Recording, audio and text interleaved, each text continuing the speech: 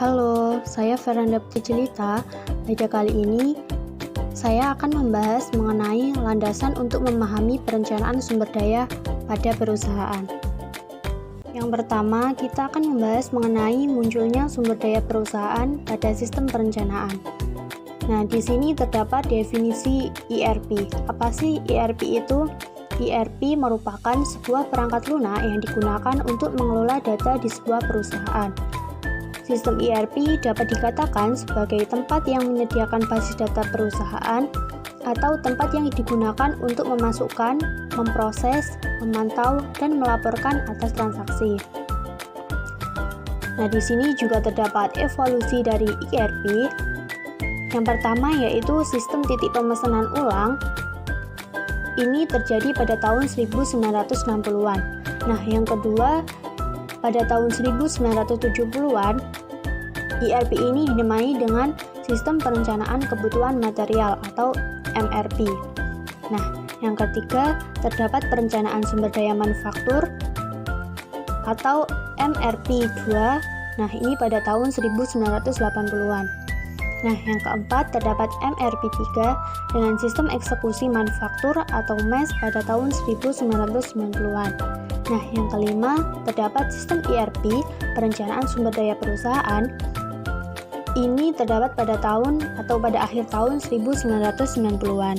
Setelah membahas mengenai definisi dan evolusi dari ERP, selanjutnya kita akan membahas mengenai pendekatan sistem terpadu. Nah, di sini kita terdapat 8 pendekatan. Yang pertama yaitu sistem informasi koordinasi. Nah, sebelum adanya ERP, sistem ini minim koordinasi, dan setelah adanya ERP, sistem ini menjadi sistem yang terpadu. Yang kedua yaitu basis data. Basis data ini sebelum adanya ERP, data ini tidak terintegrasi, dan setelah adanya ERP, data ini menjadi data yang terintegrasi. Nah, yang ketiga terdapat pemeliharaan. Sebelum adanya ERP, pemeliharaan ini dikelola secara terpisah, dan setelah adanya ERP, pemeliharaan ini dikelola secara seragam. Yang keempat, terdapat antarmuka. Nah, sebelum adanya ERP, antarmuka ini sulit mengelola antarmuka antar sistem. Nah, setelah adanya ERP, antarmuka ini mudah dikelola. Nah, yang kelima, terdapat informasi. Sebelum adanya ERP, informasi ini menjadi berlebihan dan tidak konsisten. Setelah adanya ERP,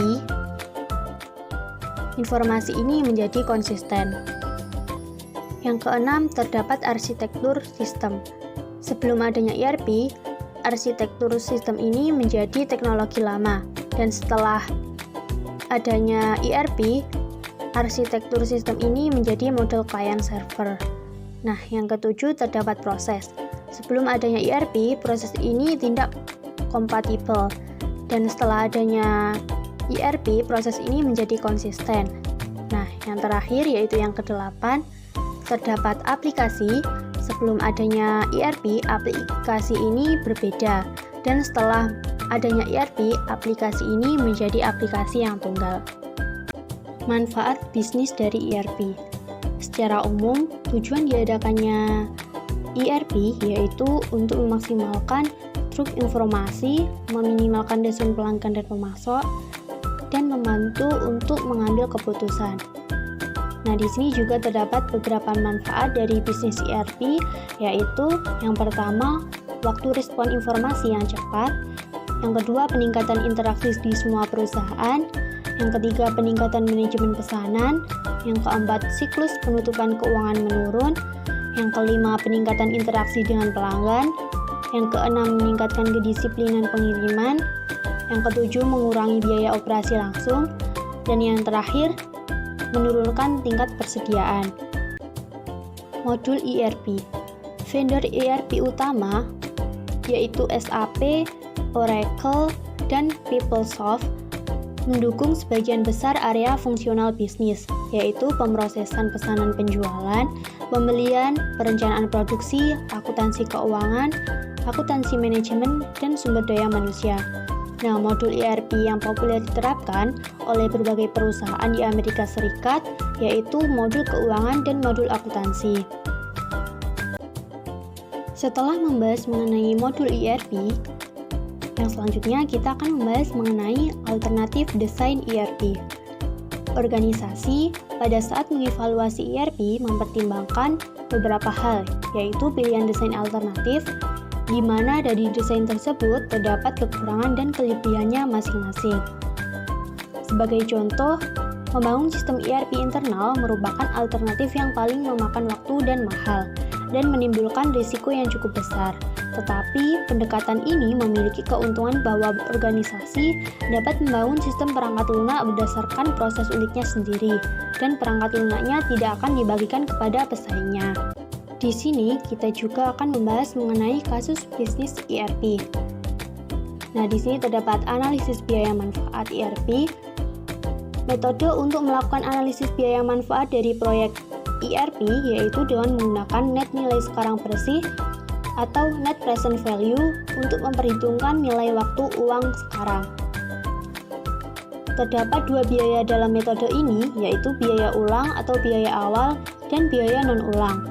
Biaya ulang mencakup investasi awal dalam perangkat lunak ERP, sedangkan biaya non-ulang mencakup biaya lisensi dari perangkat lunak, perjanjian pemeliharaan, waktu manajemen proyek, dan waktu konsultan yang digunakan secara berulang. Keunggulan kompetitif dari ERP. ERP dapat memberikan keunggulan kompetitif dengan cara bermigrasi ke versi perangkat lunak baru yang lebih cepat daripada pesaing. Selain itu, dengan cara menggunakan modul-modul ERP untuk mendukung operasi inti dan membangun modul-modul yang disesuaikan untuk mendukung proses-proses unik yang dapat memberikan keunggulan kompetitif. Untuk yang selanjutnya, terdapat tantangan pengimplementasian dari sistem ERP. Manfaat ERP membutuhkan banyak biaya dan waktu. Nah, selain itu, manfaat yang diperoleh dalam penerapan sistem ERP memiliki waktu yang lama. Terdapat penelitian yang menemukan bahwa 90% terdapat proyek ERP yang biayanya relatif melebihi anggaran. Terdapat 4 fase saat pengimplementasian ERP, yaitu yang pertama fase perencanaan, yang kedua fase rekayasa ulang, yang ketiga fase desain, dan yang keempat yaitu fase konfigurasi dan pengujian. Nah, dari keempat fase tersebut, fase rekayasa ulang sangat penting untuk pengimplementasian ERP yang berhasil atau yang sukses. Sekian video kali ini, semoga bermanfaat dan terima kasih.